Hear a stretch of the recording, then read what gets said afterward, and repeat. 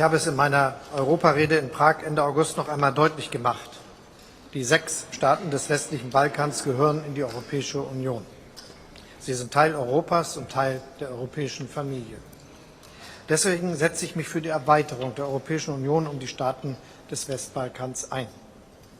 Für den Erfolg dieser EU-Erweiterung ist der sogenannte Berlin-Prozess sehr wichtig.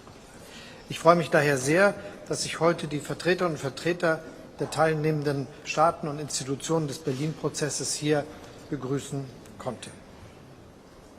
Besonders freue ich mich, dass alle Ministerpräsidenten der Staaten des westlichen Balkans nach Berlin gekommen sind. Der Berlin-Prozess findet immerhin schon seit 2014 nun zum 3. Mal unter deutscher Gastgeberschaft statt.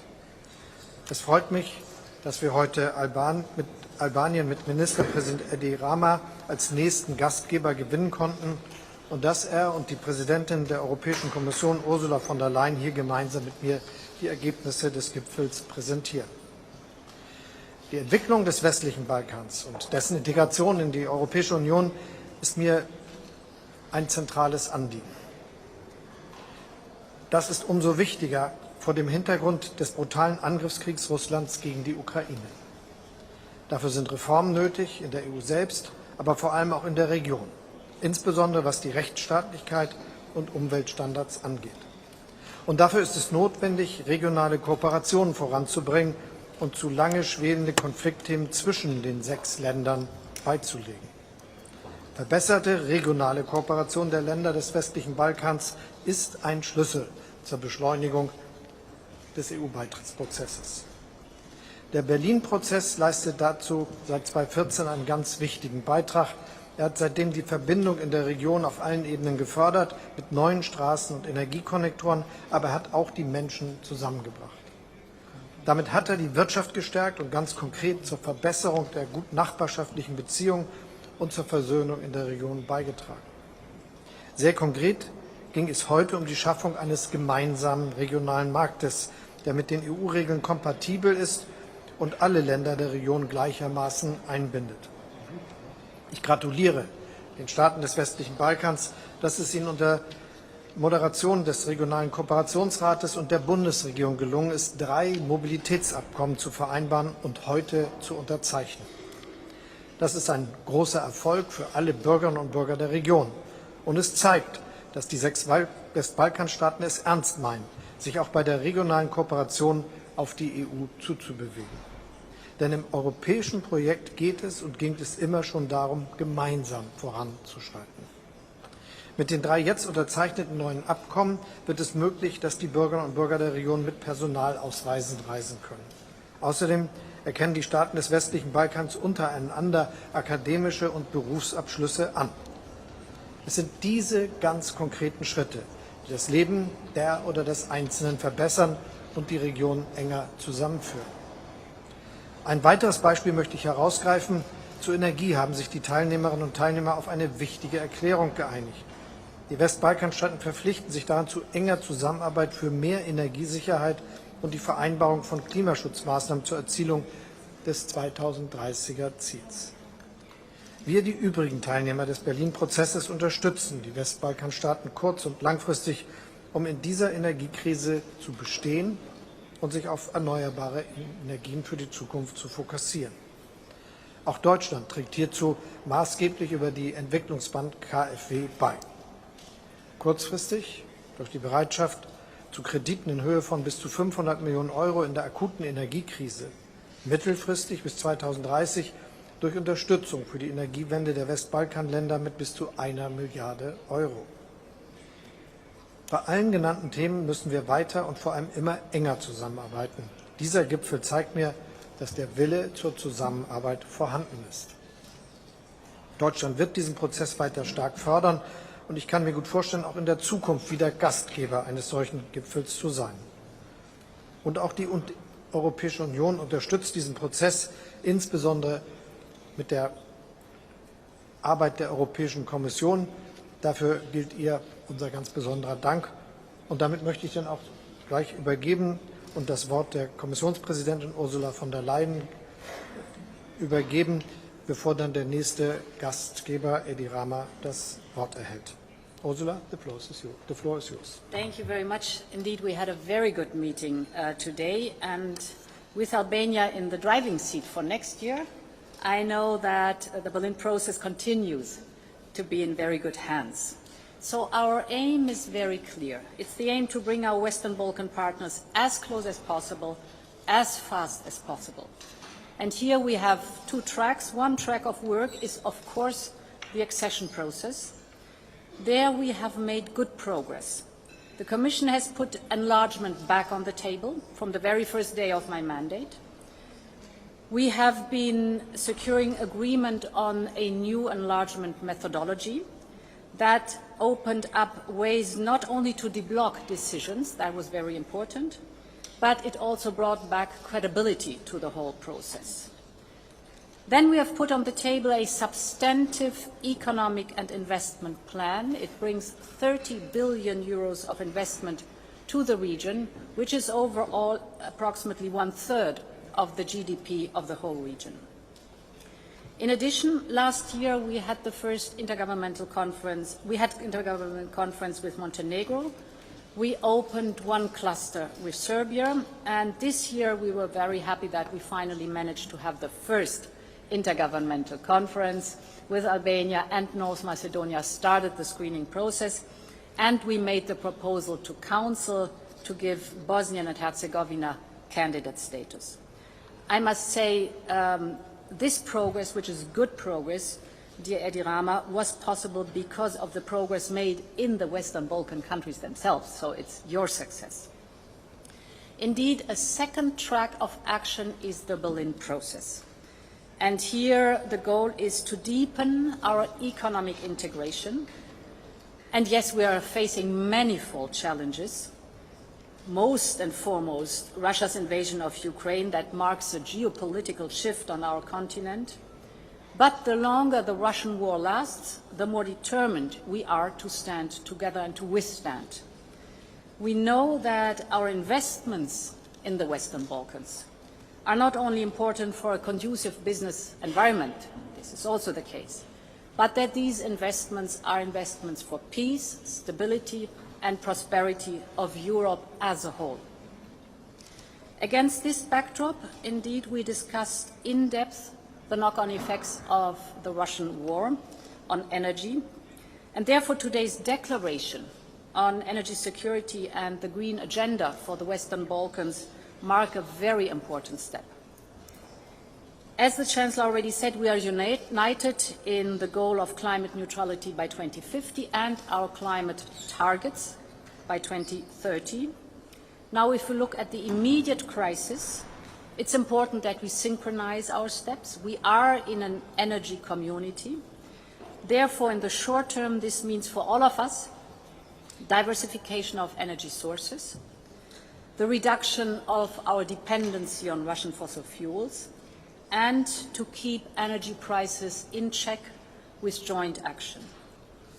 But we are also aware of the fact that unprecedented crises demand or need unprecedented steps and action, and therefore I am pleased to announce that the Commission will put forward a substantial energy support package. For the Western Balkans, it's 1 billion euros in grants, and it has two different parts. The first part is 500 million euros in grants as a very immediate financial support for the 6 Western Balkan countries, to put them in a position for the very short term to support vulnerable households and vulnerable businesses.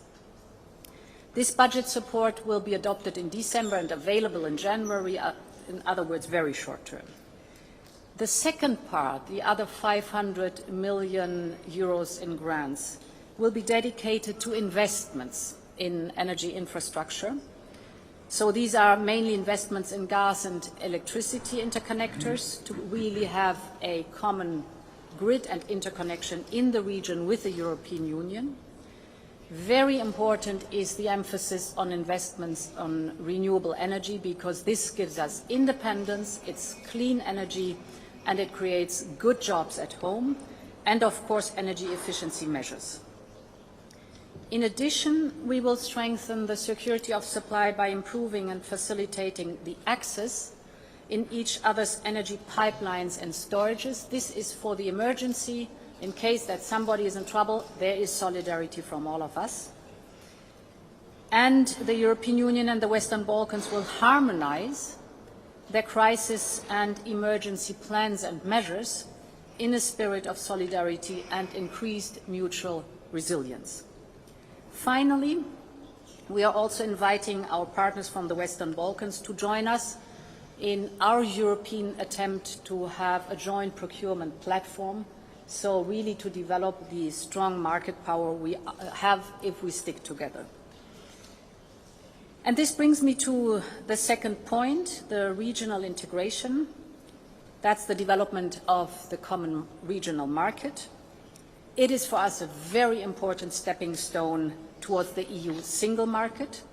And indeed, in this regard, I welcome today's signature of the 3 very important agreements.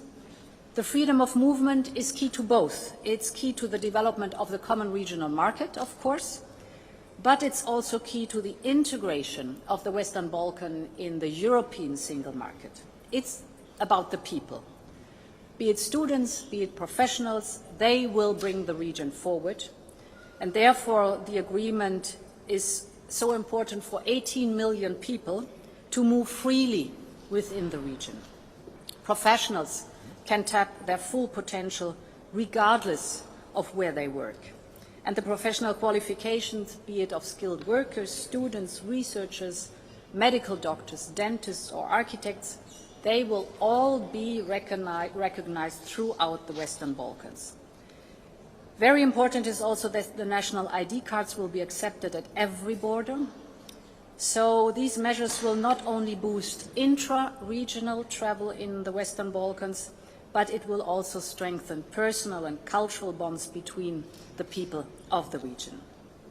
And in the very end, it's always the same good old story that has always been at the heart of the European project. It's enhanced cooperation and harmonization that bring peace and prosperity to all. So we should use every opportunity to get closer with our best Western Balkan friends, and thank you once more for a very good Berlin process. Thank you very much, and I must say that everyone from the region was very pleased to be here today in Berlin, 8 years after the Berlin process was launched in this very same building.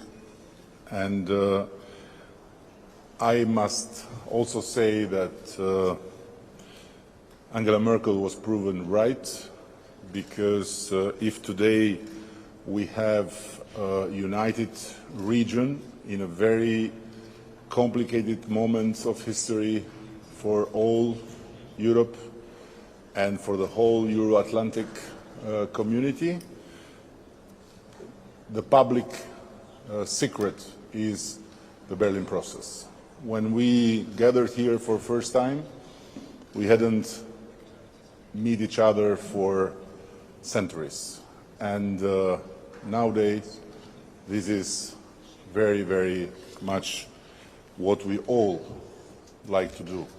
And I would like to really thank wholeheartedly Chancellor Scholz for his engagement, for the great hospitality, for the outstanding German bread, and of course, last but not least, for trusting Albania and myself to host the next Berlin Process Summit in our wonderful country. And I very much hope that what was discussed today and taken carefully in the notes of the Chancellery will see progress in the next summit in Tirana, starting from the energy crisis, where we feel that we are not left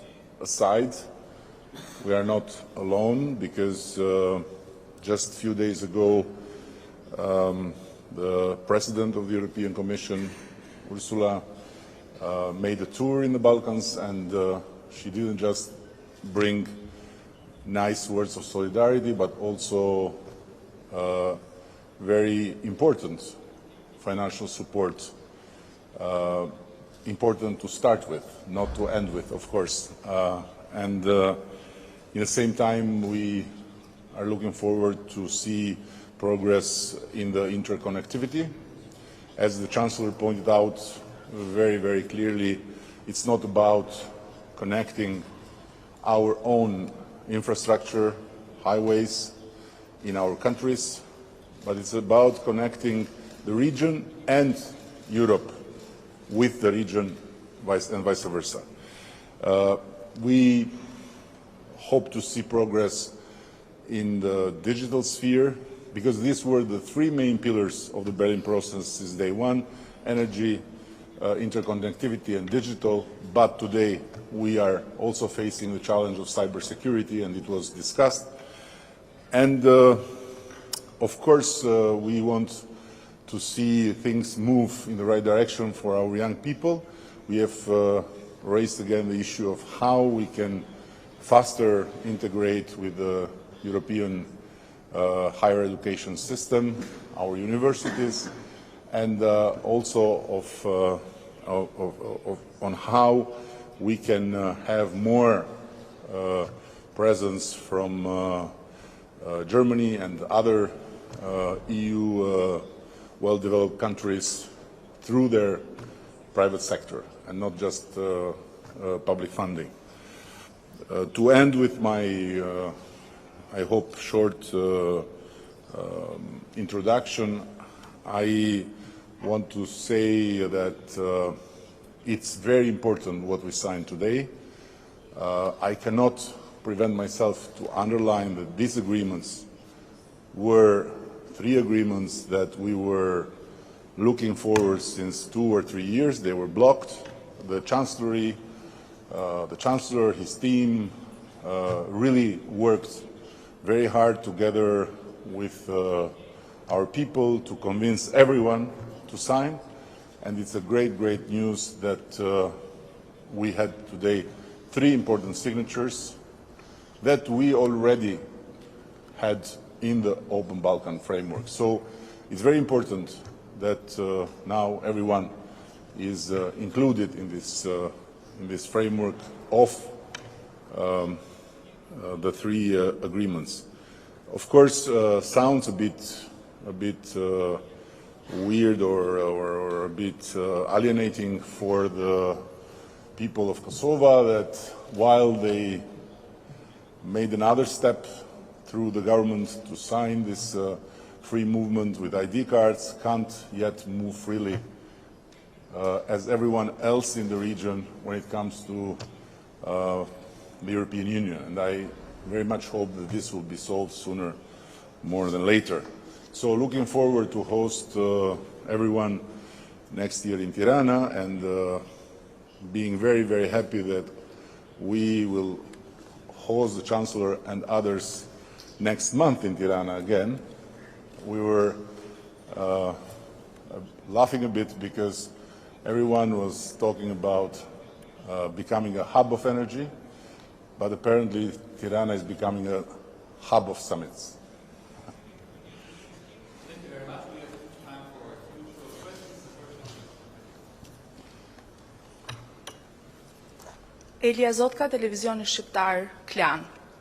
Po zgjedh si kancelari të flas në gjuhën time. Një pyetje të përbashkët për kancelarin dhe presidenten. Sot u nënshkrua një marrëveshje për lehtësimin e punësimit për profesionistët brenda rajonit Ballkanit, por duket se një problem i madh i vendeve Ballkanit është që profesionistët e shohin të ardhmen në Bashkimin Evropian, në mënyrë të veçantë në Shqipëri, mjekët e shohin të ardhmen në Gjermani. Kryeministrin Rama e kemi dëgjuar shpesh të kërkoj nga vendet e Bashkimit Evropian që t'i kthehet mbrapsht gjithë ky shpenzim që bën me taksat qeveria shqiptare, shteti shqiptar për kualifikimin e tyre, për të pasur më pas edhe ne një mundësi që të marrim mbrapsht diçka. A ka një mënyrë, një mekanizëm për të bërë kjo dhe zoti Rama, një përgjigje të shkurtër për reagimin që ka pasur sot zëdhënësja e qeverisë britanike pas deklaratave tuaja ditën e djeshme. Si e shikoni?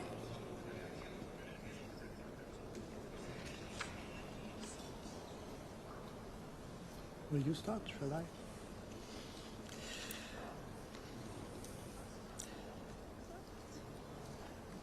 The free movement of labor is one of the main The free movement of labor is one of the main advantages of the European Union. So all that are going to join the Union are willing to accept this concept of free movement of labor, which we have now for more than 400 million people, and if you look to the workforce, 220 million. And if you look at it, it works more or less quite well. Not because of the movement to some countries, but if you go to the details, you see that it is very easy for young people and for all the others just to take the decision to do it for some years in another country. And doing this and going back is something that is enlarging the experiences and the advantages of many, many people. And so I'm very sure that free movement of labor is a very good concept for all of us.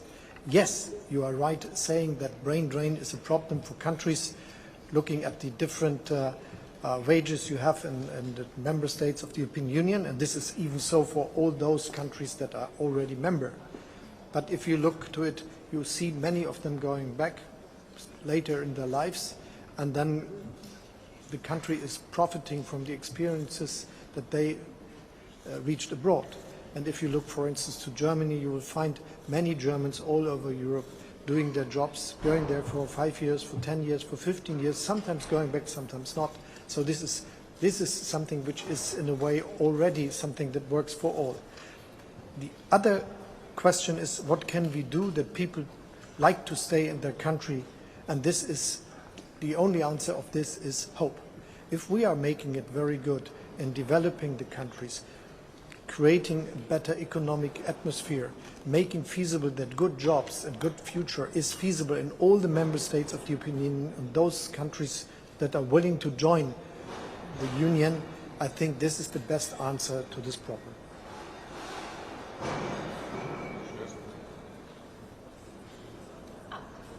So indeed, if you look over time for free movement of labor, and the Chancellor has already said how beneficial it is for all sides, that you see we have had this process of partial brain drain in any country that was in the accession process. And the closer you come to accession, the less strong this effect is. The solution is in raising the living standards. That's our common goal. But they are also below that one because this takes time. And this is, of course, for families, for example, in the Western Balkans who want to keep their young people close to them, a difficult question if you see the time dimension. There are quite good examples where you have agreements cross-border, for example, for medical doctors, to have an exchange for a few years and then to come back and to deliver on the experience that is gained. And there are many very good examples for that, so this is something we can learn on. And as you, Prime Minister, raised the question of universities and cooperation, and of course in universities are, for example, also medical faculties. This might be a topic that we should develop in depth. Also, for example, Erasmus, so the movement of students within the Western Balkans and the European Union. We have started work on that, but it could be a very interesting point and deliverable for the Western Balkans Summit to come with solutions and to come with proposals on this, for you, so important question. Thank you. I'm not aware what the spokesman of the British government said today, but I think that this country here is a great example that Britain and the British government should look into. Germany had the same problem, similar, some years ago, when with the big wave of the refugee crisis also people from our region and also people from Albania joined. And I never heard any German politician, let alone government minister, talk about invasion. And I never heard any German politician, let alone government minister or interior minister, talk about Albanians being criminals and bringing criminals. But I saw a government that was very interested to address the issue with dignity and respect for the Albanian people, and to move forward concretely by first putting Albania in the countries of safe origin, tightening up the system of applications, and practically ending that moment of somehow turbulence in the most dignified and in the most respectful way. So instead of fueling a crazy narrative of invaders and gangsters to cover up for totally failed policies on borders and on crime, the British representatives need to come to Germany and learn quick and fix their own problems. We are not here in Albania to fix the problems they have in Britain. And secondly, I have to remind that our people, until they reach France, they are totally legal. So if there is a problem in the channel between France and Britain, they have to work with each other and to find a way to solve it. I know Brexit has made it more difficult, but this was a decision of the British people, not of the Albanian or of the French people. And at the end, we are very much happy to cooperate, to do whatever we can on our side, but we'll never ever accept this kind of rhetoric. Albanians in Britain are a great community, fully integrated. 70% of them, and they are not millions, they are just 140,000. And for 140,000 people of another community, Germany would not even count, just to be concrete. And 70% of them left Greece and left Italy and didn't leave Albania. So there are 1,200 business leaders, Albanians. There are very well-respected academics and so on and so further. And when it comes to criminals, in the British jails, the number is less than 1%. So to single out the community and to talk about gangsters and about criminals doesn't sound really something that is very British. Sounds more like screams from a madhouse.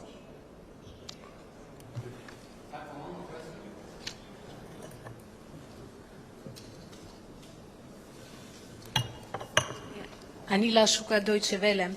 Eine Frage an Bundeskanzler Scholz. Sie sagten heute, die Konflikte in der Balkanregion sollten beseitigt werden, auch angesichts der Zeitenwende. Sie haben vor kurzem, Deutschland und Frankreich hat einen Vorschlag vorgelegt für die Lösung der Kosovo-Frage, also des Normalisierungsdialogs zwischen Serbien und Kosovo. Die Frage ist, wie dringlich ist ein Abkommen Ihrer Meinung nach zwischen Kosovo und Serbien und wann rechnen Sie damit? Und wenn wir noch Zeit haben für eine kurze Frage, eigentlich an drei Beteiligten. Gestern auf dem Civil Society Forum wurde der Wunsch geäußert, dass man auch einen Zeitplan für die Erweiterung hat. Wie realistisch und wünschenswert ist das? Schönen Dank für die Frage.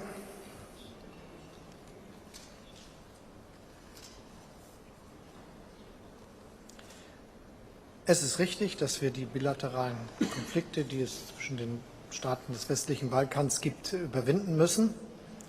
Und deshalb ist es gut, wenn Gespräche stattfinden, um das zu schaffen. Wir haben jetzt in diesem Jahr schon große Fortschritte erreicht, etwa was die Debatte zwischen Bulgarien und Nordmazedonien betrifft. Die Präsidentin hat bereits von einem Ergebnis dieses Gesprächsfortschritts berichtet, nämlich den Prozessen, die jetzt stattgefunden haben mit Albanien und auch Nordmazedonien im Hinblick auf den EU-Beitritt. Und selbstverständlich gilt für Serbien und Kosovo, dass auch dort eine Verständigung gelingen muss. Wir, die französische Regierung und die Europäische Kommission bemühen uns sehr, das möglich zu machen. Dazu sind wir auch sehr aktiv im Gespräch mit den beiden und wir hoffen, dass es sehr bald zu einem Prozess kommt, wo sich die beiden Regierungen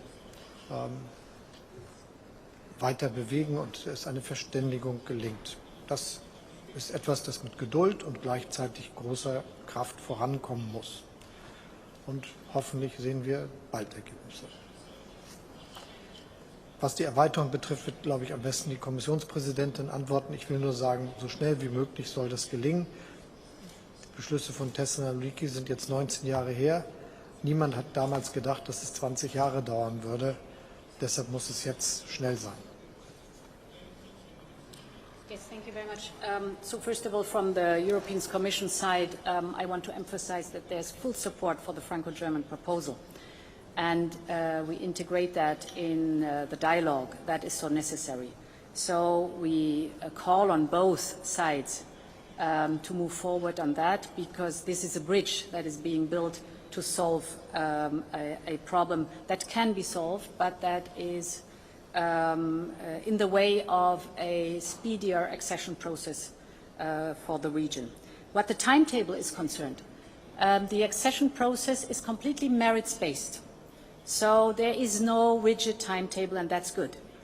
The better a country performs in its own interest with investment and reforms, the faster the process goes. But we also have, of course, the other way around, that with non-implementation, for example, from reforms or not undergoing reforms, we see a slowing down of the process.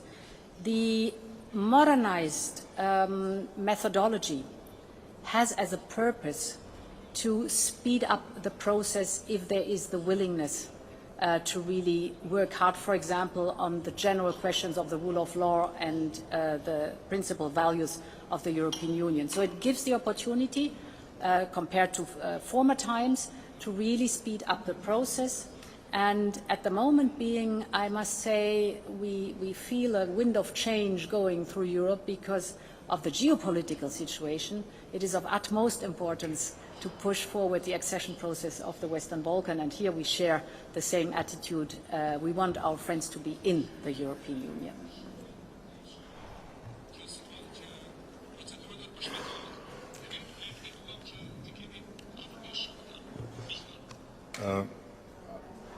I must say, first of all, that the new German and French plan offered to Serbia and Kosovo is really a great opportunity, not just for Serbia and Kosovo, but for the region, for Europe.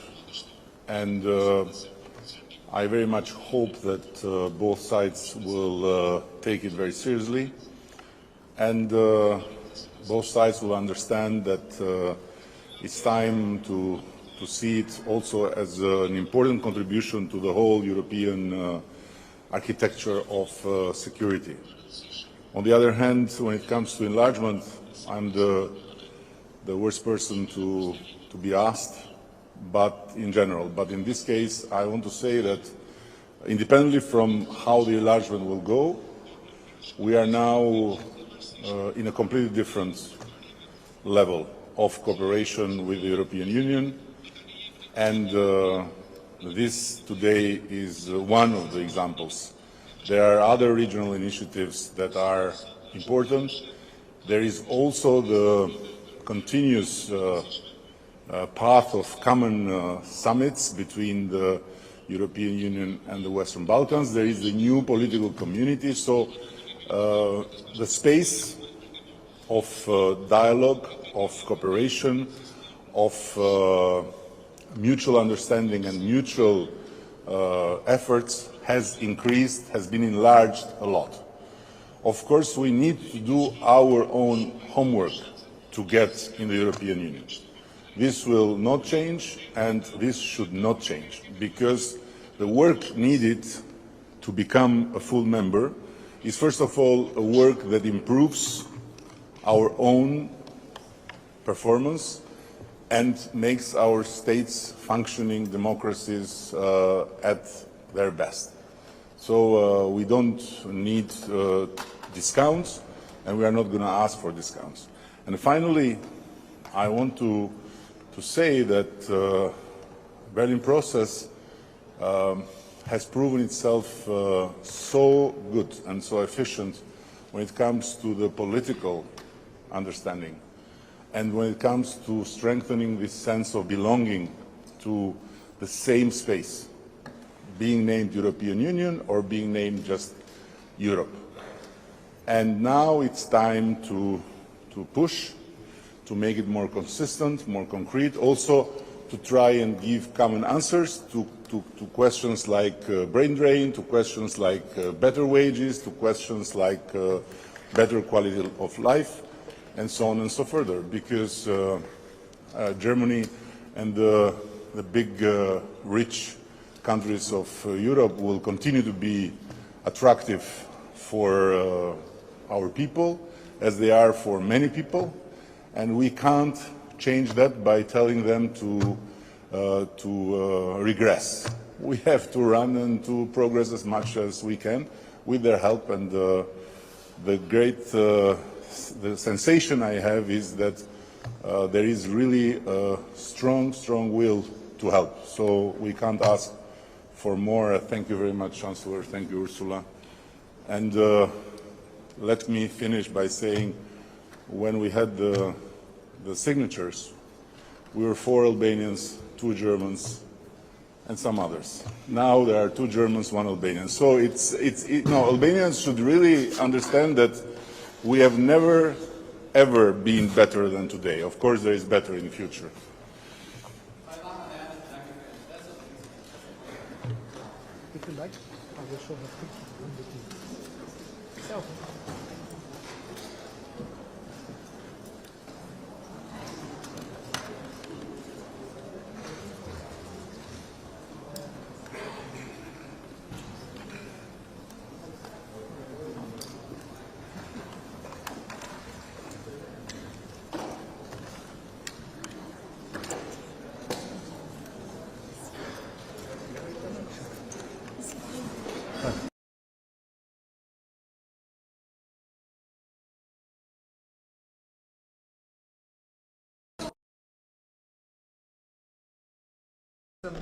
Nun zum 3. Mal unter deutscher Gastgeberschaft statt. Es freut mich, dass wir heute Albanien mit Ministerpräsident Edi Rama präsentieren. Die Entwicklung des westlichen